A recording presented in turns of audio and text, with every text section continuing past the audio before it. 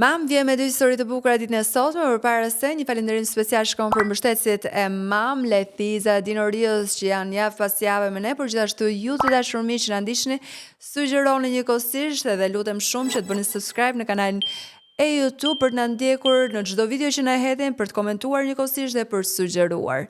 Vjojmë me Mam. Tani që je martu ti edhe je bë me fëmijë, nuk ka shans më una. Tani jam bërë gati për gjyshe. Po, pasi u martova unë, pasi linda dhe beben, pastaj erdhi surpriza. Si ka qenë ai momenti kur mori vesh mami që ishte shtatzën? O zot, mami, një tmerr, domethënë thoshte si do ju dalën njerëz dhe parë, thosha çfarë thumë, ke seriozisht ajo është surprizë nga Zoti. Edhe pastaj është edhe djali, thosha për çfarë, duhet ta kisha ç'problem problem.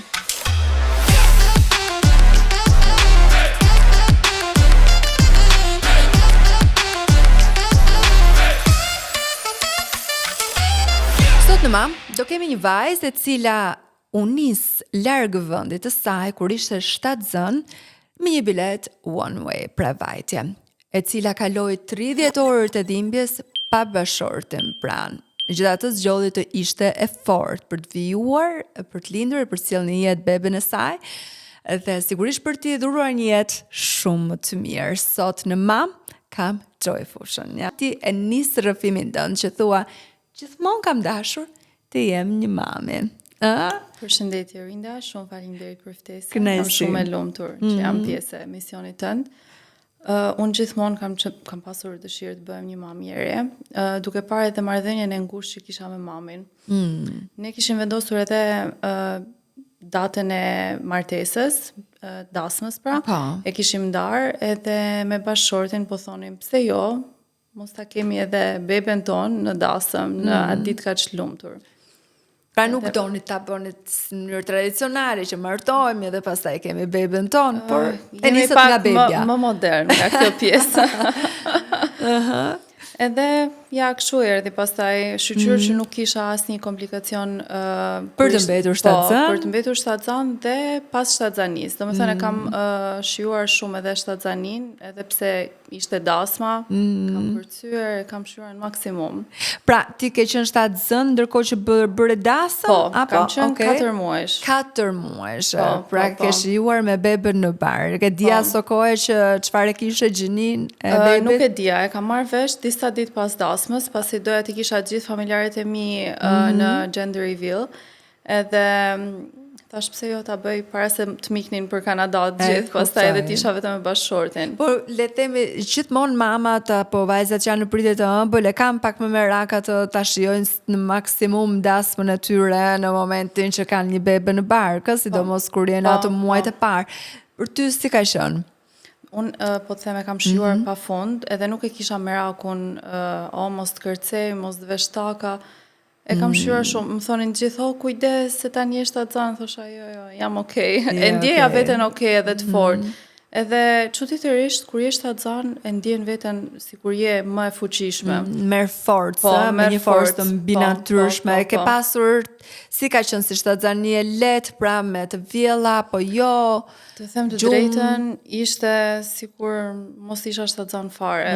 Veç se mbaj mend në muajin e 6 kisha një komplikacion, bebja kishte zënë vend keq në bark. Edhe më dhimbte shumë veshka, edhe kam përfunduar disa herë në urgjencë. Po si të filluan dhimbjet? Ishin në pjesën e pasme të kurrizit, po shumë, domethënë nuk isha ndjerë ndonjëherë dhimbje më të mëdha. Edhe kisha dëgjuar nga mami, gjyshet e këto që thonin dhimbja e veshkës është shumë e tmerrshme. Edhe e dija që diçka nuk po funksiononte, edhe direkt në urgjencë. Edhe më thanë që nga që bebja kishte zënë pozicion drejt në bark, edhe prandaj nga që nuk ishte shumë vend për të lëviz, më thonin ata, nga që ishte barku i vogël. Bëni tentativë për ta lëvizur beben, për ta rrotulluar? Jo, më dhanë vetëm një qetësues, mora një serum, edhe po ishte punë një javë ajo.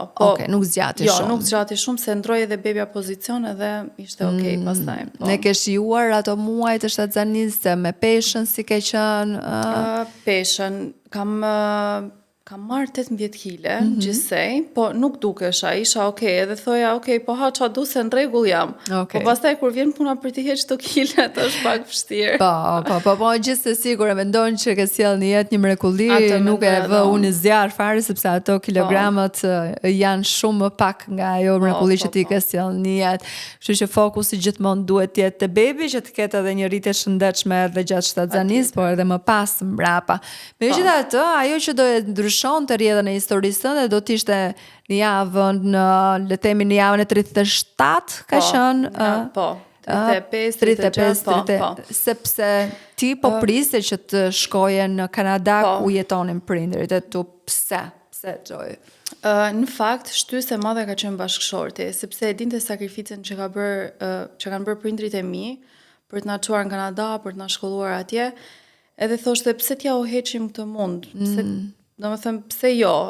Edhe vajza të ketë pasaportën, edhe në të pajisemi me letra, me dokumenta, dhe ishte më shumë shtyse ti. Unë isha pak e pasigurt, në fakt, se thoja ta kaloj. Nuk ishim sigur se kur do i merrim të dy dokumenta që do bashkoheshim prap. Kuptoj. Po, rria me shpresë, thoja, pse jo, ndoshta do e kalojmë lindjen bashk, muajt e parë bashk. Dhe unë mori një dokument i cili do të ishte thjesht një dokument one way. Ishte one way. Të shkoje dhe pastaj nuk kishte kthim. Nuk kishte kthim derisa të merja dokumentat. Rria me shpresë, po them që do i merja shumë shpejt, po kaluan 9 muaj.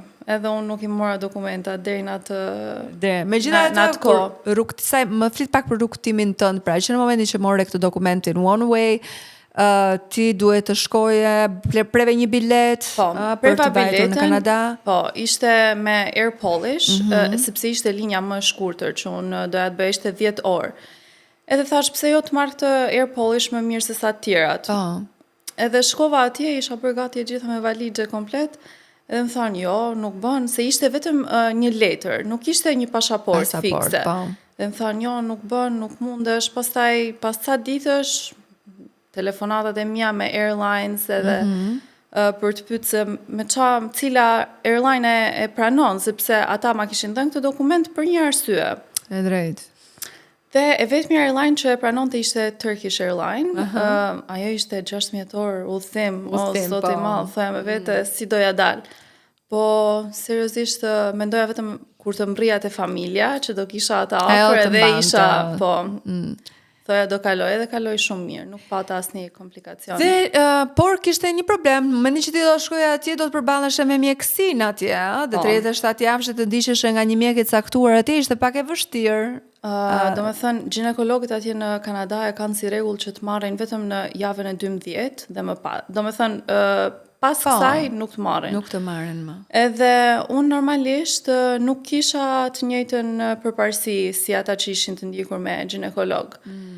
Dhe shkova atje edhe kur linda, do me thënë përparësi kishin të tjerët. Edhe më lanë në sallë shumë kohë sepse thonin i ka dalë një emergjencë, po aty kuptoj se ishte diçka tjetër, nuk ishte vetëm emergjenca.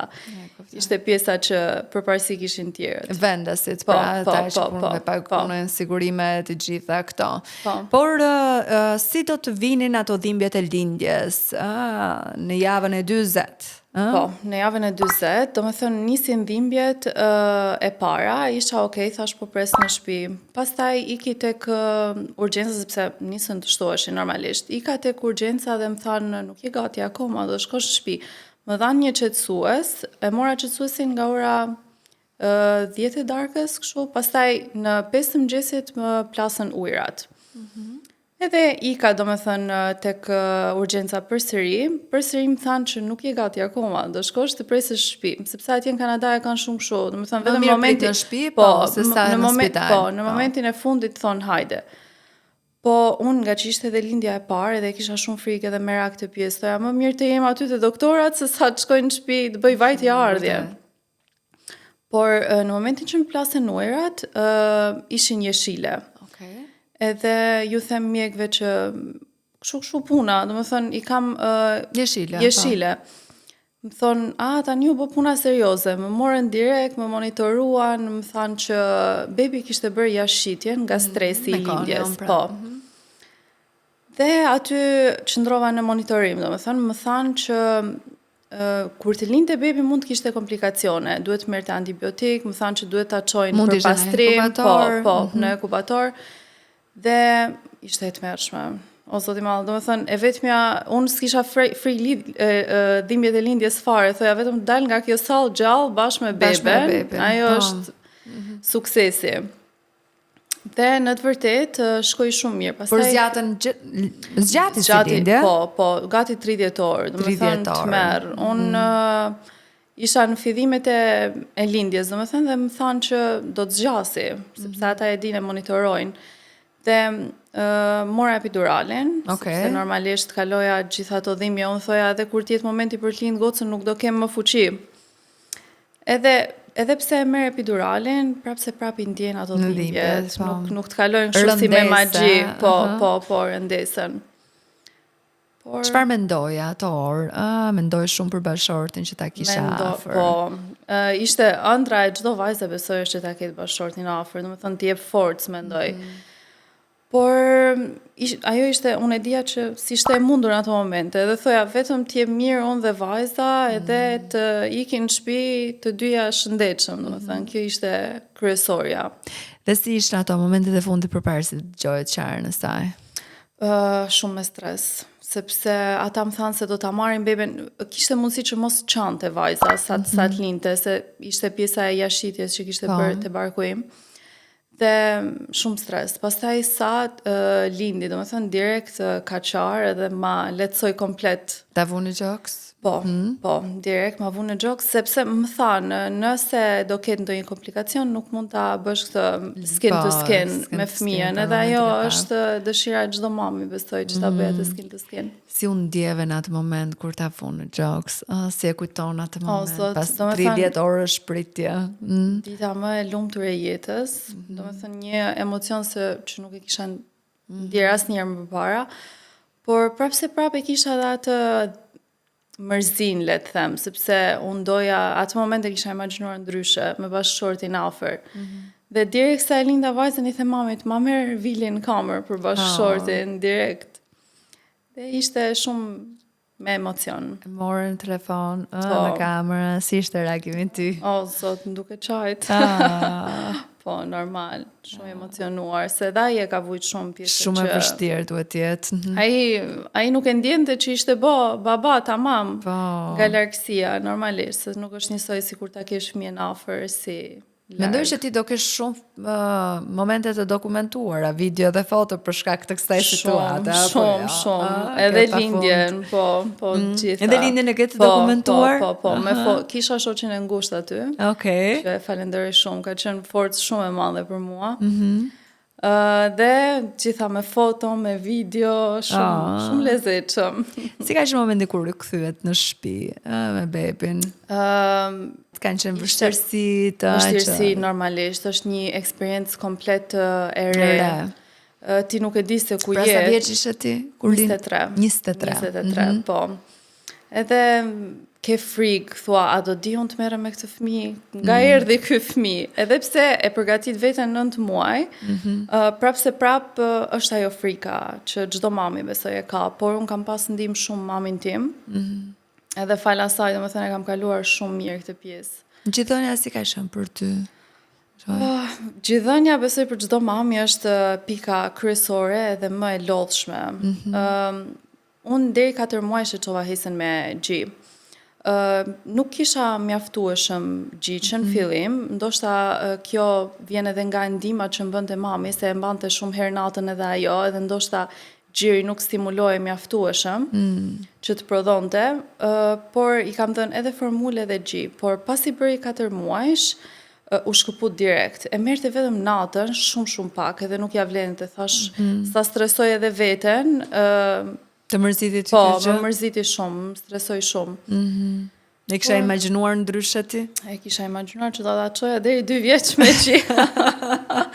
Po, ja, unë fëmin, po, Nuk ndodhi. Inshallah me fëmijën tjetër. Pse mendon ti që kjo është thjesht nga ndihma që ke pasur me mamin apo ndonjë arsye tjetër? Besoj ndikon shumë edhe stresi. Stresi që isha larg bashkëshortit. Po, reflektoj. Kur do I marr dokumentat, kur do e shohja ai fëmin, kur do takohemi të dy bashkë prap. Ka qenë muaji 9 që do takohesh me babin, ë? Po. Edhe si ka qenë ajo përballje? Shumë emocion, domethënë nuk më besoj. Edhe biles kur isha në aeroport, po I thoja mamit, tani po më besohet që është vërtet fëmia im, se deri tani më shtuk si motra, nga që gjithkohës vetëm me mamin e babin me motrat. Edhe tani që po shketi bashkëshorti, po më duket se tani është tamam fëmia jon. Ishte shumë emocion, edhe hesa u lidh shumë shpejt, nga që fliste që gjithkohës me Viljen në kamer, edhe ishte emocioni pa parë. A ndikoi kjo marrëdhënie në marrëdhënie distanca që patët bashkë? Normalisht që ndikon, sepse kur je postpartum, edhe nervat I ke kështu, domethënë të merr. Edhe nuk është njësoj si kur je me njëri tjetrin afër, si kur je larg. Ato komunikimet që I bën afër nuk janë asnjëherë njësoj si kur I bën me telefon. Si kur ti jesh edhe në kamer, nuk është e njëjta. Gjese kohë ti ke vijuar dhe me studimet. Si është që ta ndash jetën me studimeve dhe bebit? Sepse të dyja duan për kushtimin e vet, të dyja për ti ke pas një periudhë provimesh dhe sigurisht që ajo mund të ketë marrë shumë kohë, atë ka ndikuar që të kesh një kohë të gjatë larg bebit tënd. Po, më ka ndikuar shumë të them të drejtën, por kisha shumë ndihmë familjen time, edhe Elia pa merak hejsen, domethënë, të them të drejtën ka pas edhe 2-3 ditë që unë e shifja vetëm nga 2-3 orë vajzen, nga që kisha atë kulmin e provimeve dhe dorëzimeve të detyrave. Ishte shumë e vështirë, por thoja do I balancoj të dyja, do I mbaj të dyja në një balancë. Normalisht që vajza vinte e para gjithmonë, por si është të ndash mes ëndrave dhe mëmësisë? Mamat gjithmonë sakrifikojnë. Edhe ku ka më mirë se ti ndjekësh ëndrat bashkë me fëmijën në krah. Si kanë qenë blerjet e tua gjatë shtatzanisë dhe pas shtatzanie? I ke pasur të shumta, të kanë shkuar gjëra dëm? Në fakt, të gjitha blerjet edhe gjërat që më janë nevojitur për hejsën, I kam pas nëpërmjet bashkëpunimeve që kam bërë. Edhe më shkruanin faqe, kjo të duhet, po. Edhe thoja, okay, ju e dini më mirë se ju I shifni këto raste çdo ditë. Dhe nuk e kam patur të vështirë në fakt. Dhe të them të drejtën, I kam marrë gjitha gjërat nga Shqipëria, I kam çuar në Kanada, me karrocë, me... Çfarë karrocë mora? Mora Annex. Çfarë pompe përdora?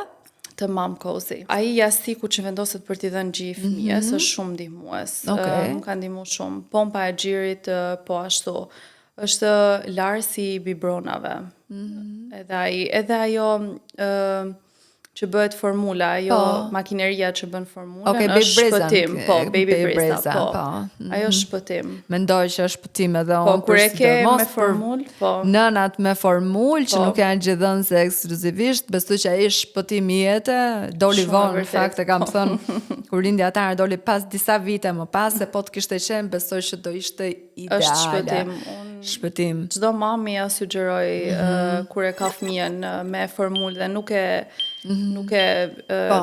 ka mundësi t'i japi me gjithë, pra ajo është ideale edhe për gjumin e natës të shpëton. Një klik aty dhe direkt je okay. Dhe formula është gati me temperaturën e duhur, me temperaturën normale, edhe në sasinë e duhur, pra që ka.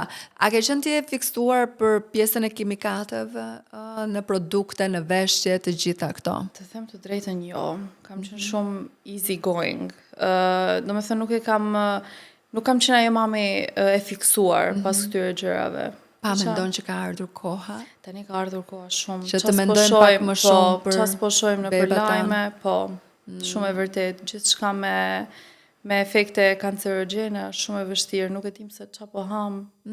Edhe sidomos tashmë I kemi kudo. Fëmijët, po.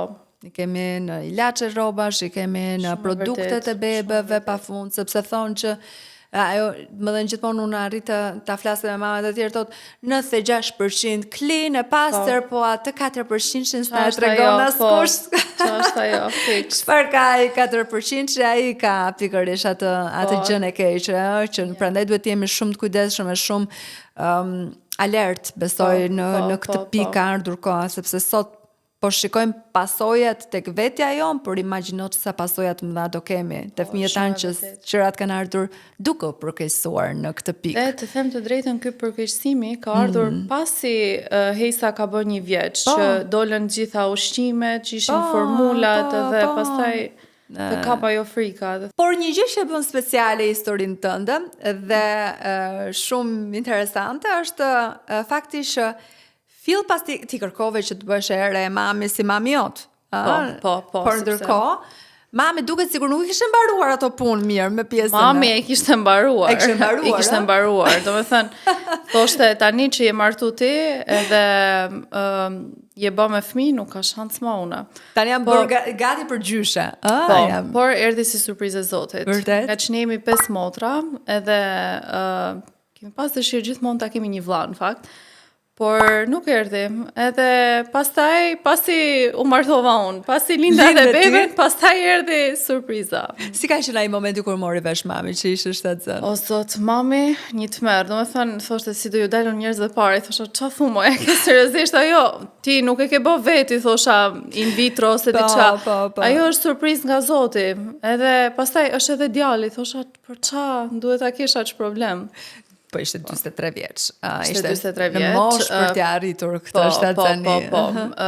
Pastaj, pasi morën vesh edhe gjinin, jo se t'ishte vajzë do mërziteshim asnjëherë, por kur ke 5 vajza, normalisht që pastaj dëshiron për një djalë. Edhe pastaj sikur u qetësua pak. Si e ka ndryshuar rrjedhën e familjes tuaj, ardha e djalit? Ndryshim sepse Hejsa është vdes pas mamit tim, edhe tani bëhet xheloze kur sheh vllajin që është i ngjitur pas mamit, edhe mami nuk di se cilit t'ja prish, cilit t'ja ndreq.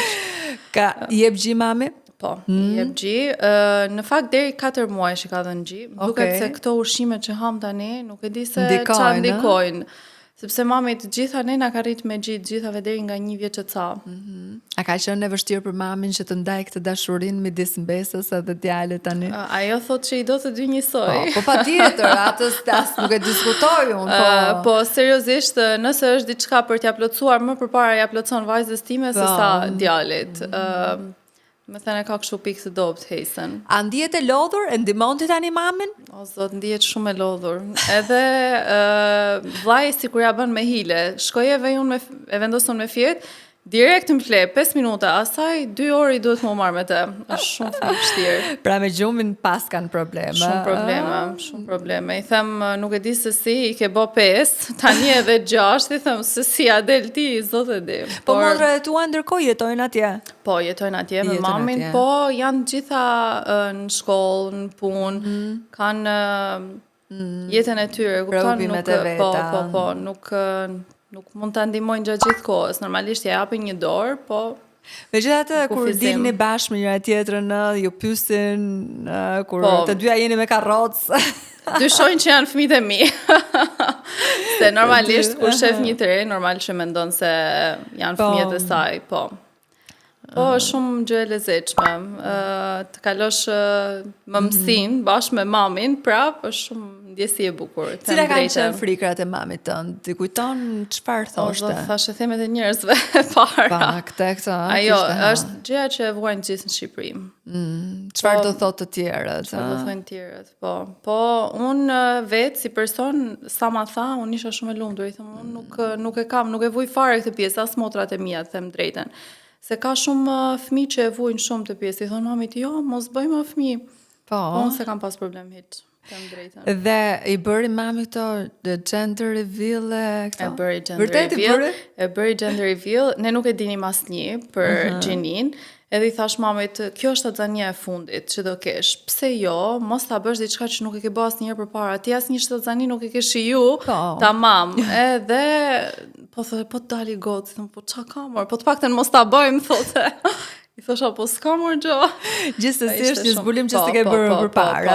Ishte diçka ndryshe. Por ka qenë shtatzani e lehtë për të?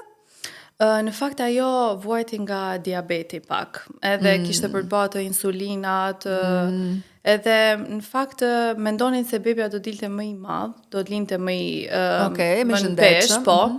Por në fakt jo, mami e bëri 2 javë përpara, nga që ata i thanë hajde, se është me problem. Atje në Kanada pak të mjekësinë e kanë pak si... Nuk është se na pëlqen shumë, me thënë drejtën. Pse? I bëjnë gjëra shumë tragjike, edhe nëse janë. Ata janë me libër në dorë, me letër. E kuptoj. Do thënë çfarë lexojnë aty ta thonë normalisht, ndjekin protokollin. Po, shumë e vërtet. Por mama lindin C-section apo Jo, lindi natyralisht. Pati të gjatë si lindje apo? Po, të gjatë. Se ishte me stimulim. Domethënë ata donin ta bënin me stimulim që se mendonin se bebia ishte mbi peshë, por në fakt jo. Nuk ishte mbi peshë, ishte nuk pati problematika të tjera më pas. Jo, shqyqyr zotit, jo. Edhe në shtëpi u ambientuan mirë, shumë mirë. Bërë baby shower? Jo, nuk e bëri baby shower. Tha me gender reveal jam në rregull, pastaj jo, këto tjerat jo. Pra keni një familje shumë, më shumë të plotësuar sot që flasim. Po, jemi familje madhe dhe domethënë është edhe kur mendoj për fëmijë të dytë të tretë, them kam shumë dëshirë të paktën deri te treshit ta çoj, se shoh se sa e madhe është familja jonë dhe është diçka e mrekullueshme. Dhe ke menduar që ndodh shpejt kjo apo do t'i bësh si mami? Jo, shpejt. Më mirë shpejt se sa si mami, them ti ngele me bebelina gjithë jetës. Atëherë kur ti e mendon që i kam lënë të gjitha, i rikthehesh edhe një nga sepse motra e vogël ishte 8 vjeç kur ndodhi shtatzania e mamit, sepse ishin done. Kishin mbaruar ato. Po. Momenti më i vështirë i gjithë historisë tënde. Lindja pa bashkëshortin. Momenti më i bukur i historisë tënde. Lindja, përsëri. Përsëri lindja. Si më i keq, si më i bukur. Po, unë kam thënë edhe përpara që ishte momenti më i bukur i jetës, por edhe më i vështirë. Një frikë që nuk e harrove kurrë. Frika kur më vendosën në monitor, edhe më thanë që bebja ndoshta do ketë komplikacione pasi të lindi. Një gjë që nuk ta thot askush për mëmësinë, për që e mëson vetë gjatë rrugës. Që është shumë e vështirë. Është shumë e vështirë, por edhe shumë e bukur. Nën për ty çfarë është? Sakrificë. Domethënë nënat gjithmonë bëjnë sakrificë. Faleminderit që ishe në mamë. Faleminderit ty. Mendoja që çfarë do që të ndodhte abort. Unë duhet të ruhesha, të mbrosha nga çdo gjë se mund të rrezikoj abort. Për mua ai bebi ishte një kristal që duhej mbrojtur nga miliona kristale të tjera që të mos i ndodhte asgjë.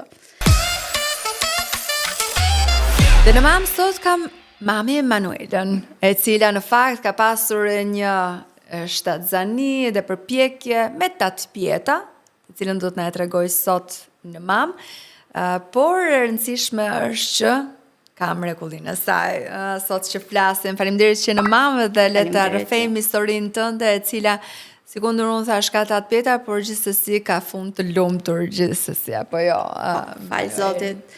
Sot jemi. Ka nisur gjithçka me një dëshirë të madhe për të bërë mami, apo jo? Po. Doja shumë të bërësha mami. Pas të 30-ave, sikur kisha një dëshirë shumë të madhe për të patur një beb. Nëse do kthehesha pas në kohë do bëja para të 30-ave. Po. E thua ti ç'o pse? Mendoj që nuk e di koha që ne do kemi për të krijuar bebin, duhet të jetë sa më e madhe. Mendoj që të kesh një beb nuk të ndikon në jetën tënde fare. Thjesht shton lumturinë, shton arsyen për të jetuar, shton arsyen për t'ia dalë. Kështu që do e bëja më përpara, nëse do kthehesha. Shumë dakord me ty. Por ndodhi pas 30-ave. Dëshirë shumë e madhe për të patur një fëmijë që erdhi shpejt. Ndoshta më shpejt se që kisha menduar se do të ndodhte. Por që e para nuk zgjate shumë. Pse, si ndodhi? Ma tregoj gjithë historinë, të gjitha ato momentin e parë kur more vesh ishte shtatzën, si vjoj më pas. Atëherë, ishte tentativa e parë për shtatzani gjatë gjithë jetës time, nuk isha tentuar më parë. Dhe 2 javë më vonë, isha ulur në shtëpi, më vjen qeni dhe i ndjej erë. Nuk ishte ndodhur kurrë që unë t'i ndjeja erë qenit tim. Dhe them, Qa ka ndodhur që ti të vjen kjo herë? Pastaj them, shiko se mos ndoshta. Okej, nuk gëzohem shumë, nuk doja ta merrja me qetësi, ta shijoja si gjë të isha e sigurt që ishte vërtet ashtu. Dhe një 2 ditë të tjera vazhdova po shikoja veten ndjera të tjera, çfarë ndjej, çfarë s'ndjej. Erdhi dhe data e ciklit, po, dhe pra e ndjer përpara se të vinte data e ciklit.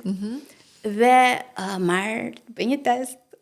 Testi doli pozitiv, normalisht shpia ishte shumë e hollë sepse ishin ato javët e para. Dhe i them partnerit që shiko se do bëhemi me beb. Filloi rrugtimin, po.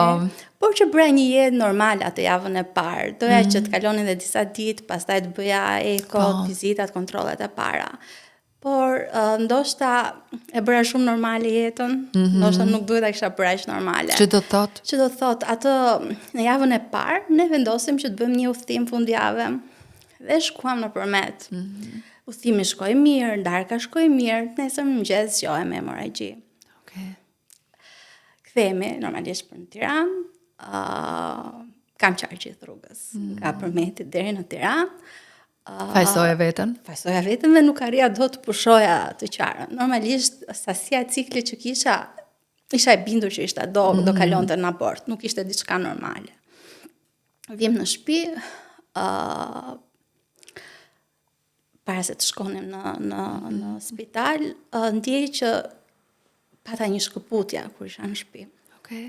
Dhe ajo shkëputja dali them partnerit ne humbëm. Unë ndjej që ai doli.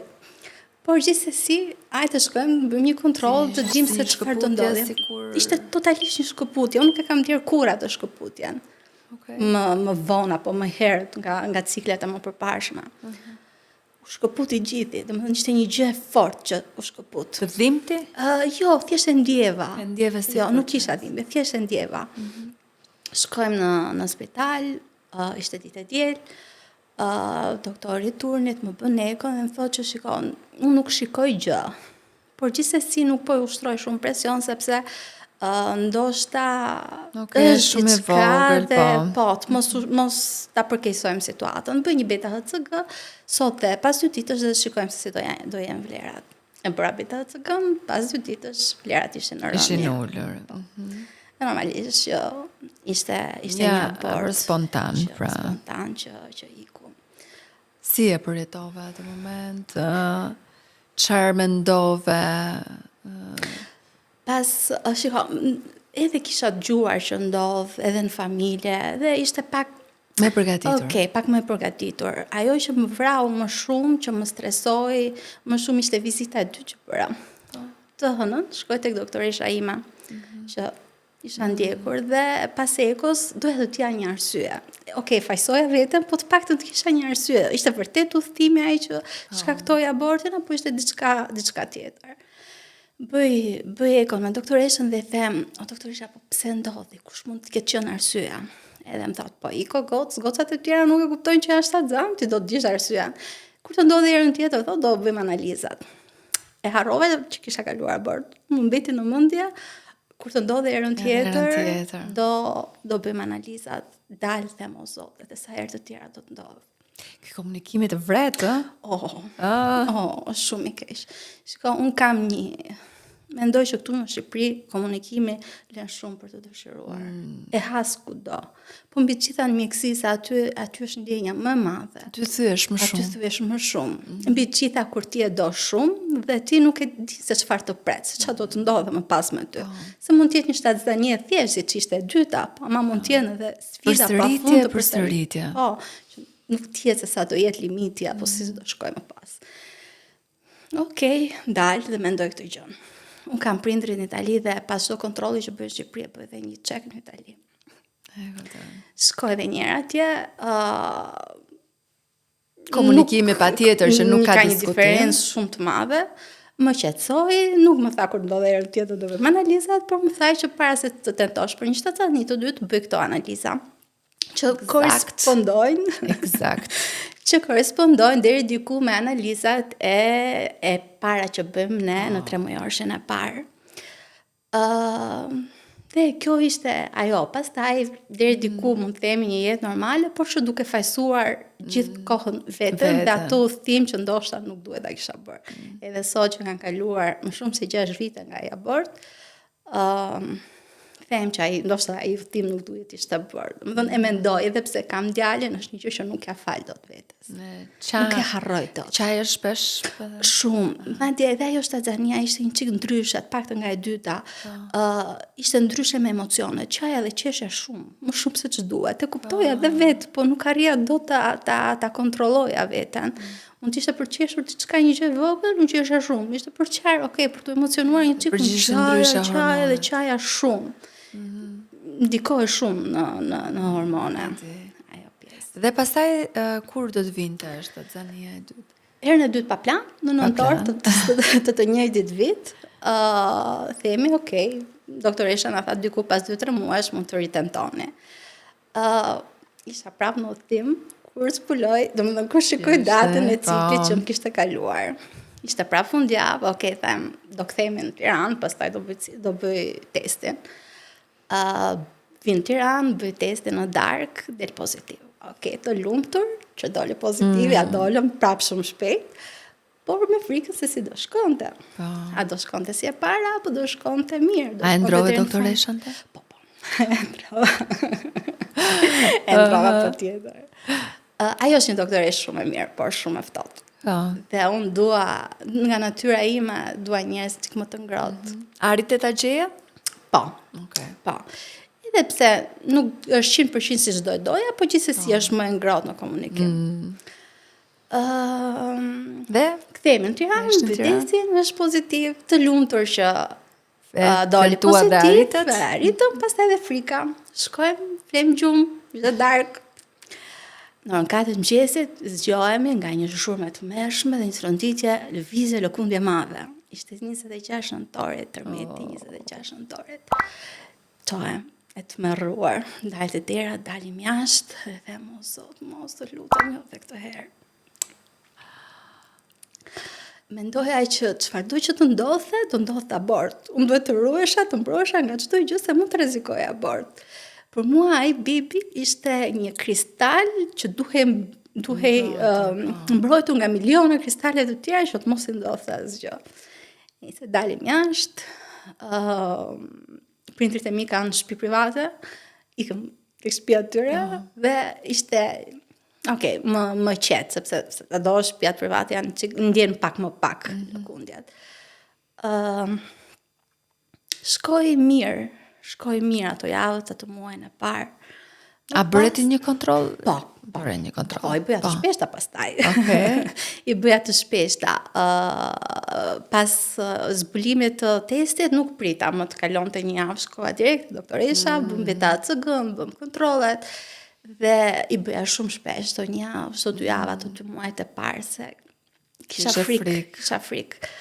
Në shtazaninë e parë nuk arrita dot të thoja, tregoja njerëzve që isha shtazan. Ndërsa në shtazaninë e dytë nuk doja më të thoja, sepse kisha frikë. Thoja, nëse ndodh, nuk dua që të më thonë, se të ndodhe prapë, nuk ka problem. Mos ki merak, mos u shqetëso. Janë këto gjëra që nuk do doja të dëgjoja. Dhe çdo herë që shkoja, e tha doktorja, është mirë, është gjë në rregull, mos u shqetëso. Je sigurt që është mirë? Po, është mirë. Po me përzira ke pasur apo ke qenë e qetë? Ka qenë e qetë. Domethënë kisha dëshirë për të vjedhur, por nuk kam nxjerrur kur asgjë. Ka qenë okay. Madje edhe në muajt e fundit djalim ka qenë shumë dembel, duhet ta lëvizje që të luante. Çunat. Nga njëherë më trompe. Dhe kështu, deri te një muaj gjysmë isha më qetë fare, pastaj një të shtunë tjetër, që kisha prapë hemorragji. Marr doktoreshën. Sa muaj isha? 1 muaj e gjysmë. 1 muaj e gjysmë. Po. Pra ende në 3 mujorin e vështirë. Po. Marr doktoreshën, thot, nuk jam në klinikë, shko tek materniteti Geraldin. Shkoj atje, futem tek urgjenca dhe regjistrohem, më fusin tek salla pritjes dhe para mi ishte një vajzë tjetër që po priste të vizitohej, kishte kaluar 2 aborte dhe ishte hera 3 që ishte me hemorragji. Dhe infermiera i thot, po ty doktoresha të tha që ekoja e maternitetit nuk punon mirë. Ngriva. Nuk di atër si të reagoja. Ajo kishte kaluar 2 aborte dhe ishte treti probabilitet. Unë kisha kaluar 1 dhe isha prap me marrë gjithë. Ngriva aty në karike, shikoja sallën rreth i qark dhe nuk arrija do të lëvizja. Në një moment, e them vetës, reago, nuk më të rish më këtu. Qohem, nisem drejt derës, një robot, pa fol me askënd, pa bërë asnjë lëvizje, dhe infermiera më thot, ku po shkon? Po i them, nëse eko nuk punon, çfarë duhet të bëj unë këtu? Po jo, tha se do mundohemi, do ta bëjmë mirë. I them jo, dhe dal.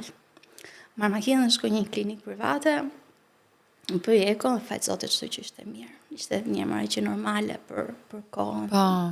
Mund të ishte një mbetje e një cikli të kaluar, e të gjitha papastërti që ndodhen normalisht gjatë saj. Dhe pastaj do të vjonte okay. Po. Deri tek ekomorfologjika. Deri aty. Deri aty. Gjithmonë ajo është diçka që ta ndal atë gëzimin, edhe ndonjëherë dhe gabimisht. Shumicën e rasteve ndodh që gabimisht, sepse ose për pakutesi të mjekut ose për një vëzhgim më të detajuar. Nuk e di si ka ndodhur me ty. Unë shpresoj shumë që të jetë një gabim i mjekut ose të ketë qenë e vërtetë ajo gjëja, edhe pse kam dyshimet e mia. Gjithsesi, në një nga episodet që ke bërë dhe unë kam ndjekur nga ti, thënë dhe vjen kjo ekoja morfologjike që të vjen lumturin. Po, të vjen lumturin. Okej, ndoshta edhe duhet. Por nuk besoj, nejse. Shkoj te ekomorfologjike, po para se shkoj te ekomorfologjike fillon Covidi.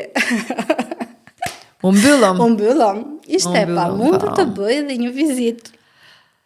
Okej, shkoj me vështirësi shumë të mëdha, bëjmë marrim me këto leje që ishin atëherë.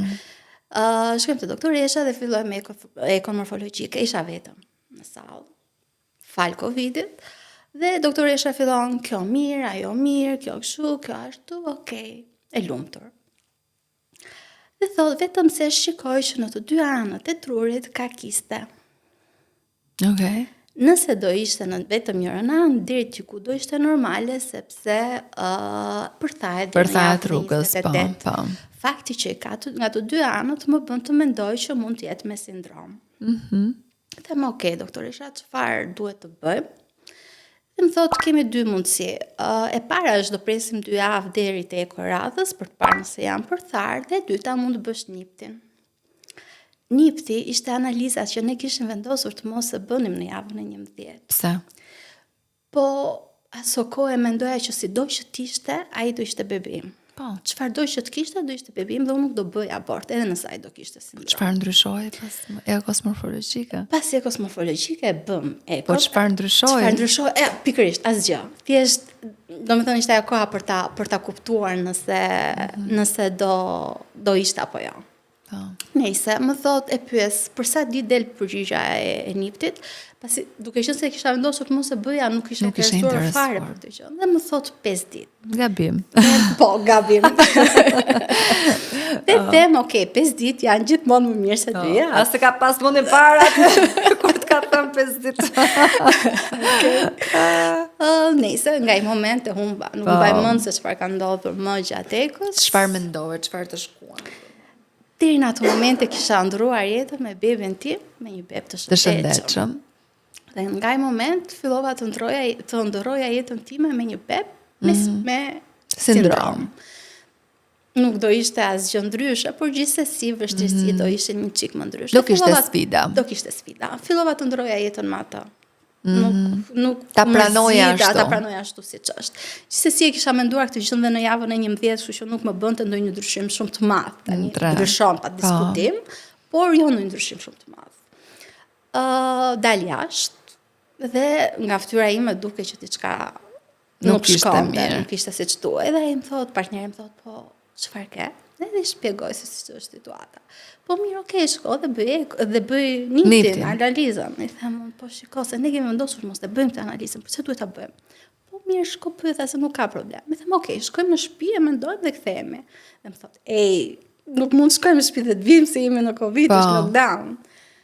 Okay, futa, instinktivisht ishte një gjë për të bërë, analizë gjaku, e bëj. Dhe prita 5 ditëshin e parë që të dilte përgjigje. Tamam. Pas 5 ditësh marr vetë spitalin telefon dhe them, shiko, kam bërë një analizë, dua të pyes nëse ka dalë përgjigje apo jo. Jo, tha, s'ka dalë, po do të marrim ne. Ma mbyll telefonin. Okej, ishte edhe e hën eko morfologjike, e premte që unë telefonova, dhe dija që në fundjavë nuk të më telefononin. Të hënën rikontaktoj. Them, shiko, për atë niptin, dua të di përgjigjen. O Kosta, po e ke bërë para një jave, ajo del pas 2 javësh. Po jo, thash, doktoresha më dha për 5 ditë. Kjo është arsye që unë bëra analizën. Nëse do të dilin në të njëjtën ditë, mjaftoheshe me ekon. Jo, tha, e nisi një debat i kot në telefon, kaluan dhe 5 ditët e tjera, java tjetër, të hënën, shkojmë dhe bëjmë kontrollin ekon. Futet doktoresha në sallë, në eko edhe më thot, ta dam përgjigjen e niptit? Jo, e them unë. Ka dalë mirë. Ka dalë mirë. Okej. Fillon pun dhe ekon, është përthar, tha, janë përthar të 2 kistet, bebi është mirë, kështu që vazhdojmë okej. Të dhanë dhe një arsye ose fillove të lumtoje ti se ç'a mund të ishte si qyshtek?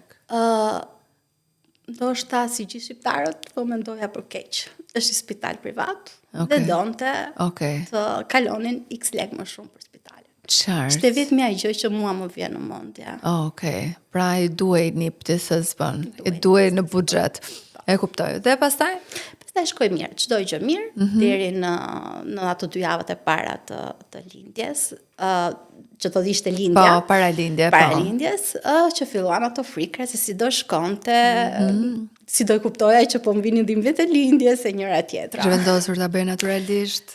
Isha, do më të ndoja një lindje naturale, por pa dhimbje. Pra doj të bëj epidurale. Epidurale, po. Pyesja në fakt nëse edhe doktoreshën e janë pyetur disa herë nëse duhet ta bëj epiduralen apo jo, po më la të zgjidhja vet, nëse duhet ta bëj apo jo. Nëse lam për naturale. Nuk doja që djali të lindë në fundjavë, sepse doja që doktoresha të ishte aty. Dhe mi që se unë nuk doja që djali të lindë në fundjavë, të premte në darkë, mua më vinë dhimbjet e lindjes. Fix. Atë e përduat. Shtrihem dhe ndjej një dhimbje nga fundi barkut, nga fillimi deri në fund, dhe një lagje, një derë dhe ujë. Them, këtu do të ketë diçka. Çohem dhe shkoj në tualet. Dhe kuptova që më kishin plasurat. Isha dhe shtëpia prindërve të mi, që të kishin ardhur atë natë për lindjen time. Atë ditë, për lindjen time. Ishte mami në dhomë, në shtëpi, lëvizte. Po është kjo besëtnia që s'duhet ja themi mamit. Dhe thoja, shkon jam dhe një çik tip frikacak, nuk dua të ndjej dhimbja. Dhe thoja, tani mami do e kuptoj që më erdhën dhimbjet e lindjes, do e di dhe unë nuk di se sa do vuaj gjatë lindjes. Nëse po rria në tualet, ajo s'po shkonte në gjumë. Tash dhe nëse do rria në tualet, ajo do e kuptoj. Dal dhe them, shiko sa më erdhën dhimbjet e lindjes. Gjatë kohës që isha në tualet, i shkruaj partnerit. Pas disa orësh do bësh bab. Ai ishte ndërkohë në shtëpia jonë. Dhe i them, ajde më merr. Do shkojmë në spital, më thot, jo, i them, do shkojmë në shtëpi, sa të momenti lindjes. Jo, tha, ne të dy në shtëpi vetëm, në atë gjendje që ti nuk rrim, ose shkojmë në spital ose rri aty ku ja. Mirë, i them, hajde një herë, pastaj flasim. Vjen tek shtëpia, i them, hajde të ikim në shtëpia jonë, ne kishim dhe hapur spitalet. Hajde të ikim në shtëpia jonë. Nisim dhe e merr motrën time si një mbështetje. Rrim në shtëpi deri në orën 3 të mëngjesit. Pastaj them, ore, po pse të mos shkojnë në spital për një kontroll, do shohim çfarë pikë janë, po të rrin në shtëpi kot. Bebin e ndjeje ndërkohë? Po, shumë pak, por që ndonjëherë lëvizte. Po, edhe them, mua urat më plasën. Dhimbje kam, po sikur të janë tharë gjithë urat edhe bebit ka vështirësi. Rrezik, pastaj po. Çojmë dhe ikim në spital, futem në spitali. Spital privat. Pretendohet që pritja të jetë shumë e mirë. Nëse futem aty dhe më vjen një doktoresh, më bën një kontroll dhe thot, ty më goc vetëm ura që s'kam plas. Po ç'të kam plasur? Po fiks që më kishin plasur. Ç'mund të ishte gjë tjetër? Doktoresha tha shumë, po gjithë ai ujë që doli, çfarë mund të ishte? Po jo, tha ajo se je mirë, ja dhe bebi, monitorimi, to janë gjitha mirë. Gjithsesi rri një çik këtu tha do shohim. Unë mbajtë një orë aty, pastaj ora gati mëngjesit më thanë, po, ik një herë në shtëpi dhe hajde nga mëngjesi, se nuk je për të lindur. mendoj që në këto momente duhet t'i thuash mamit, sidomos kur është për herë të parë dhe nuk e di se çfarë po ndodh, që shiko se je në një proces lindje, do zjas edhe disa orë, shko në shtëpi, ndoshta je më rehat, je në habitatin tënd. Dhe në fakt je më rehat në shtëpi, pa diskutim. Dhe kur të ndodhin që kontraksionet të jenë çdo X minuta, janë në spital. Atëherë Jo, më tha, ik në shtëpi se s'je për lindje. Kaq shkurt, po çfarë? Janë këto dhimbje, se nëse nuk janë dhimbje lindje, atëherë do thotë që diçka nuk po shkon. Nëse duke ditur, i ka qetë në shtëpi, dia që ishin dhimbjet e lindjes, i kisha çdo 10 minuta so kohë, shkoj në shtëpi dhe rreth orës 9 të mëngjesit, i kisha çdo 5 minuta. Them tani, okay, është ora për shkuar vërtet.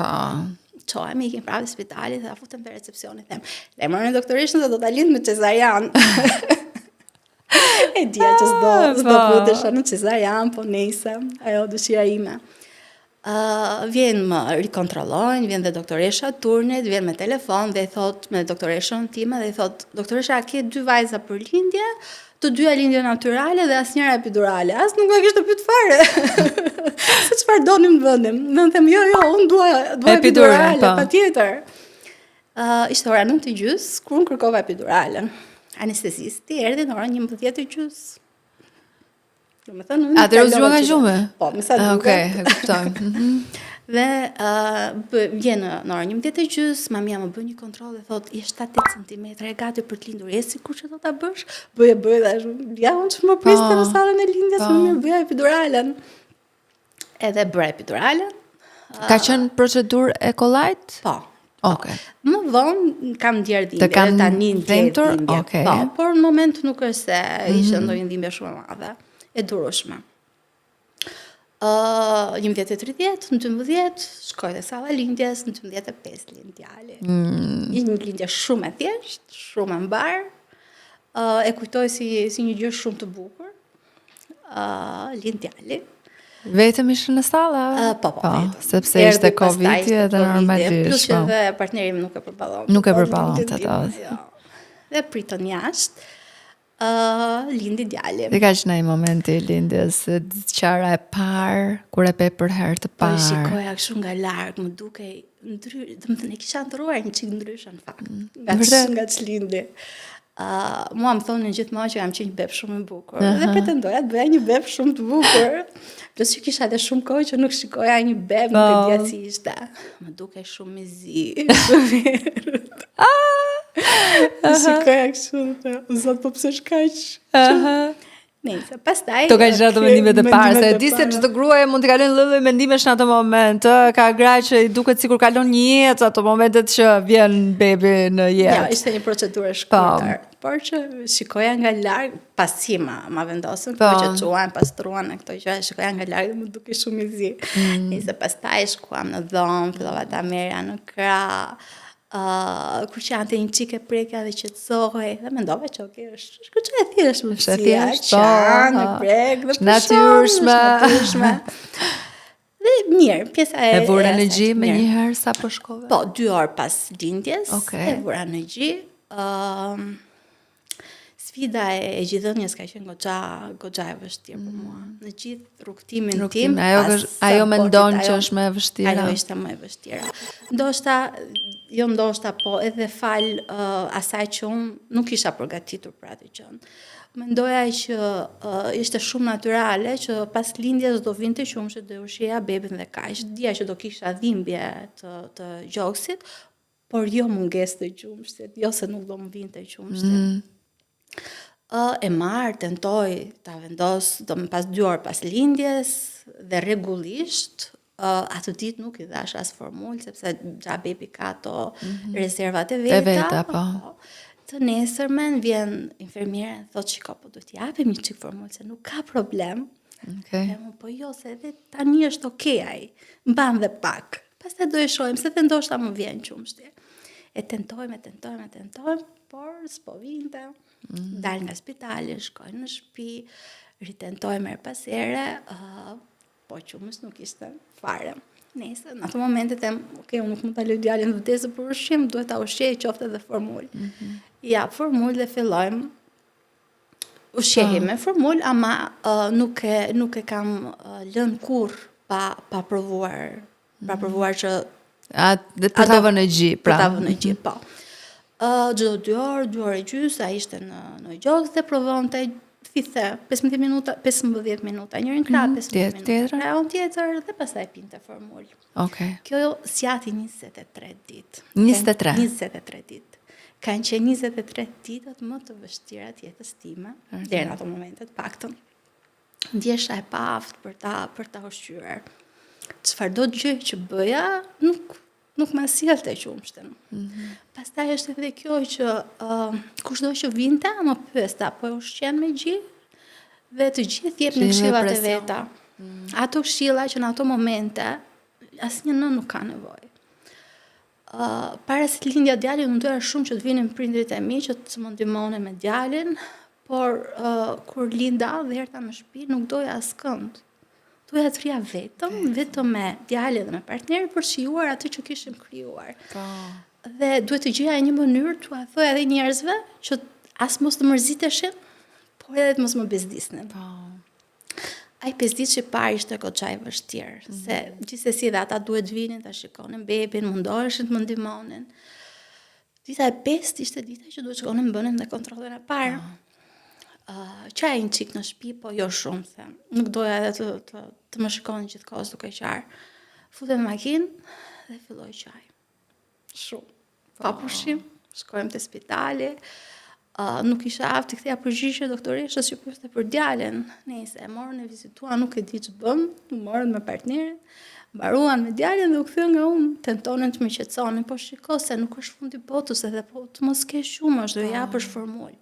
Unë nuk është si isha kundër formulës, por isha projektuar komplet, edhe kishe shumë të drejtë. Doja kështu.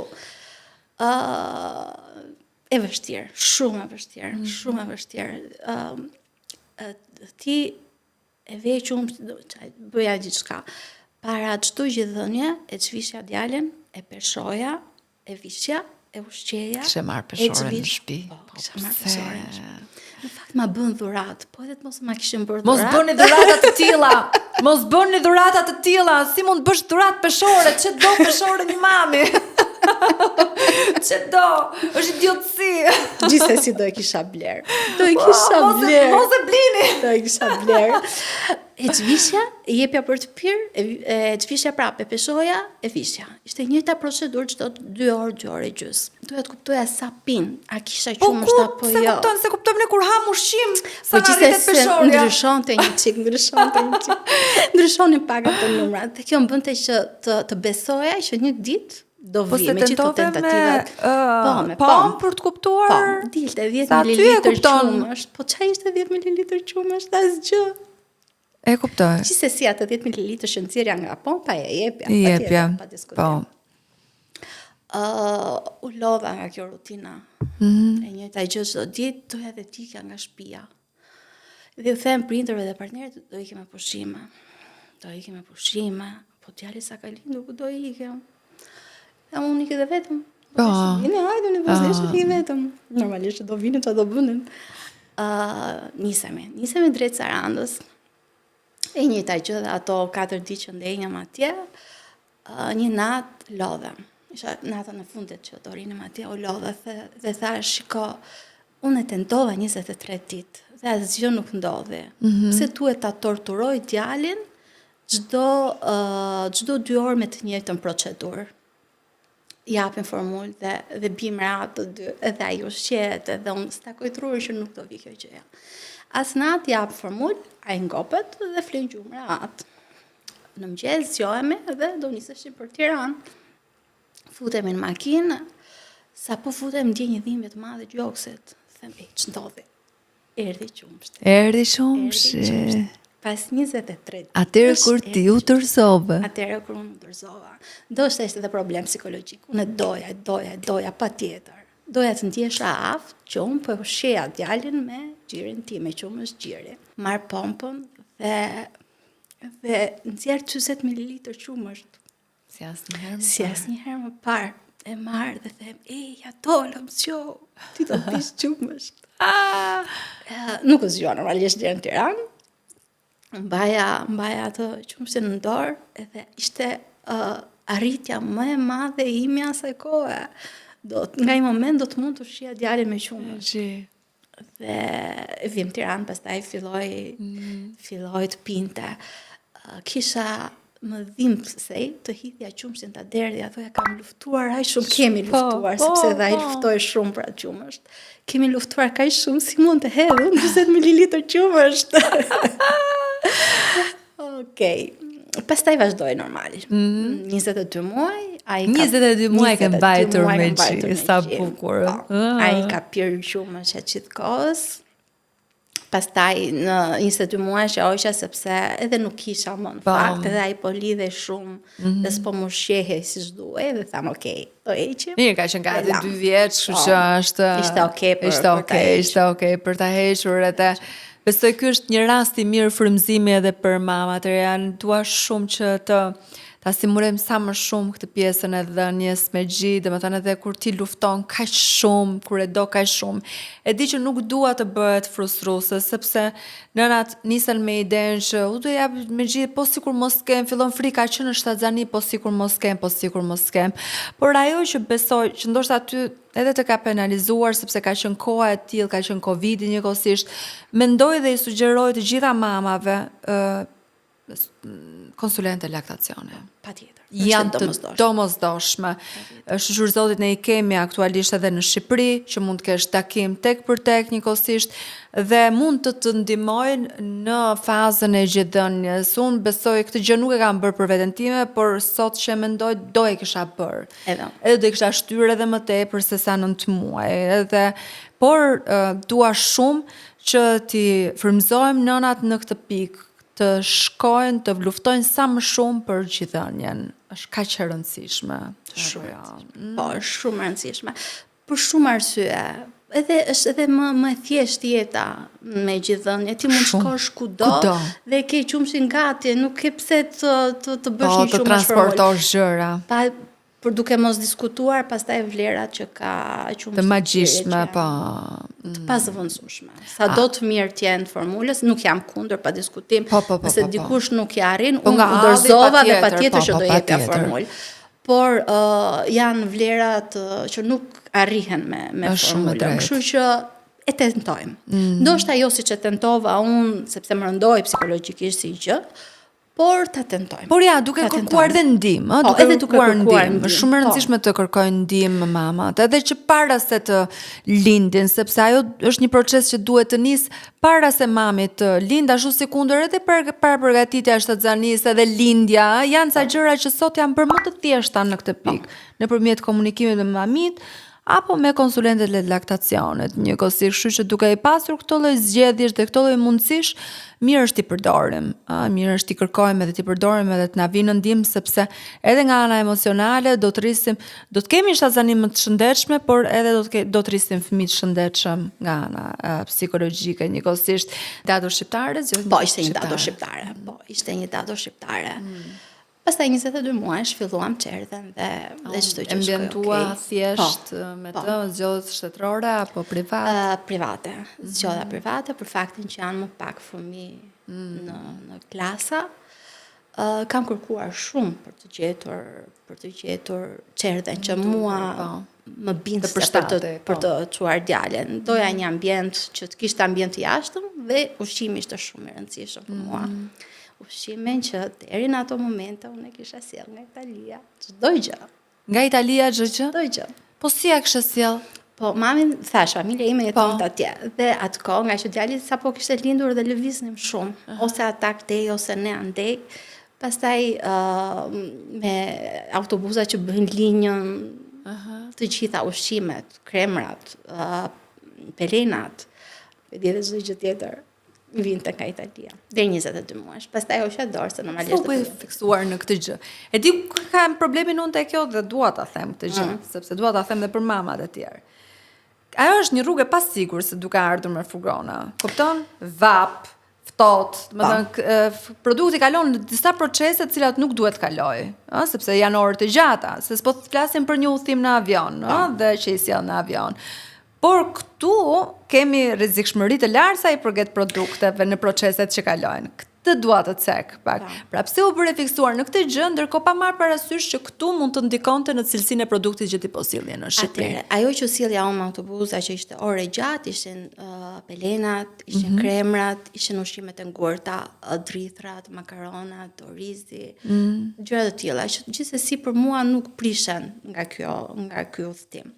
Pastaj u bëj fjalë për djathrat. Për qumshtin ishin lëvizje që bëheshin me avion. A merja mjaftueshëm djath për djalin unë nga një udhtim të tjetër? Jo, po unë ai që jepja. Ai sa ishte okay. Pastaj prisja udhtimin e radhës për t'i dhënë djathin tjetër e tjetrën. Tek perimet që prisheshin lëvizja kudo në përfshatat e Tiranës dhe gjeja ato persona të cilët kishin të sigurt. Kishin bërë ushqim vetëm për veten e vet, jo për të shitur. Dhe kërkoja diçka për djalin, një lipse. Kërkoja ushqim për djalin. Deri 22 muaj isha shumë e fiksuar. Jo se nuk jam tani, po deri në atë kohë isha shumë e fiksuar me ushqimin.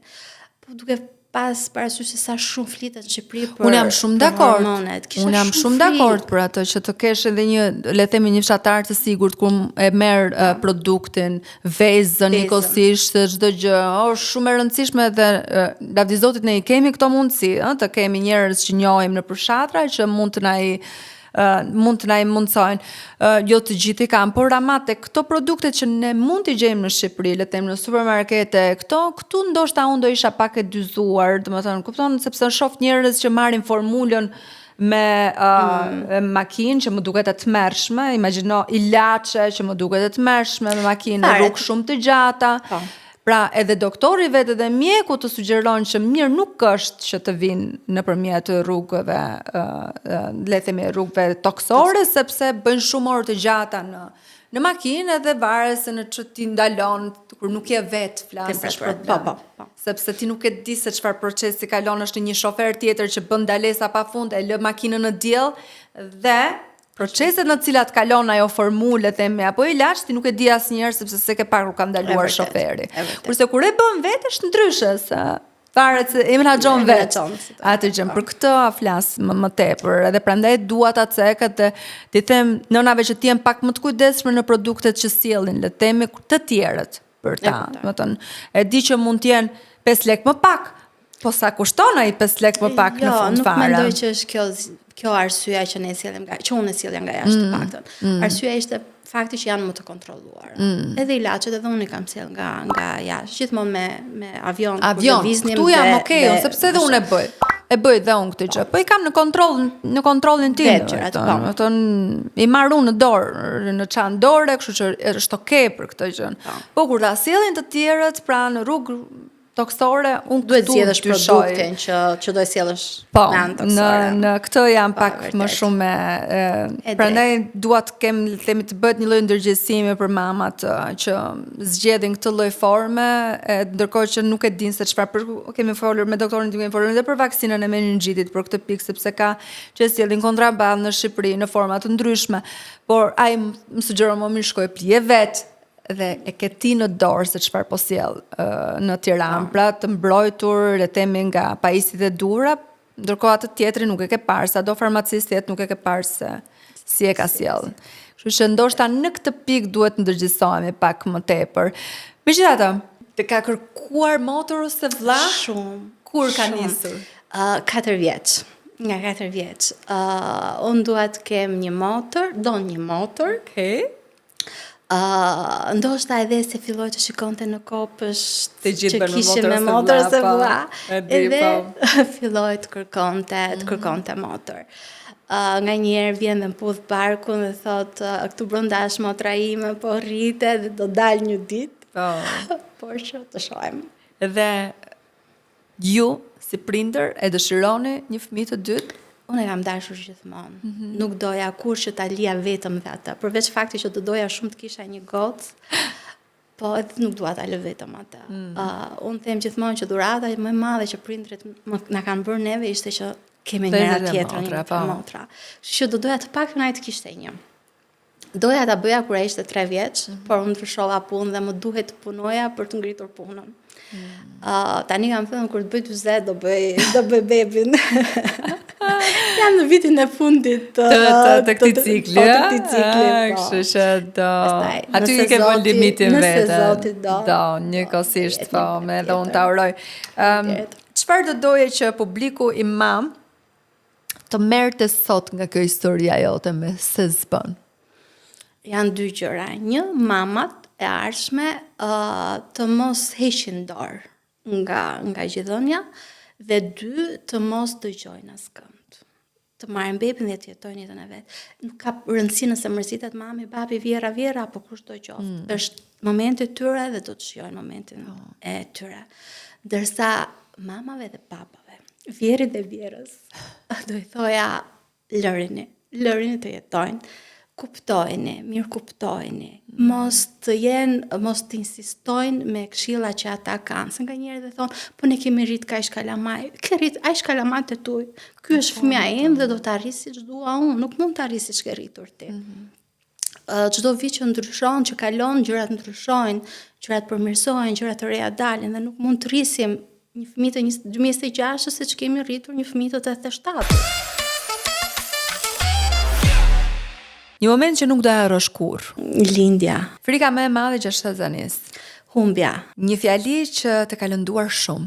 Në qoftë se unë I jepja bebit për të pirë dhe shikoja që nuk isha dhe hiqja, më thonin po tentoj edhe një herë. Gjëja më e vështirë pas lindjes, Pas lindjes, ndarja kur u ktheva në punë. formula apo gjithënia, çfarë të mësoi kjo si eksperiencë ty? Gjithënia, pa diskutim, përjetësisht. Mos heq dorë. A je sot më e fortë apo më e ndjeshme? Të dyja. Të dyja. Nëse bëhet fjalë për fëmijë, jam shumë e ndjeshme, si për timin, se për gjithë fëmijët. Nëse bëhet fjalë për një vështirësi jetë, jam shumë e fortë. Faleminderit që ishe në mam. Faleminderit ty.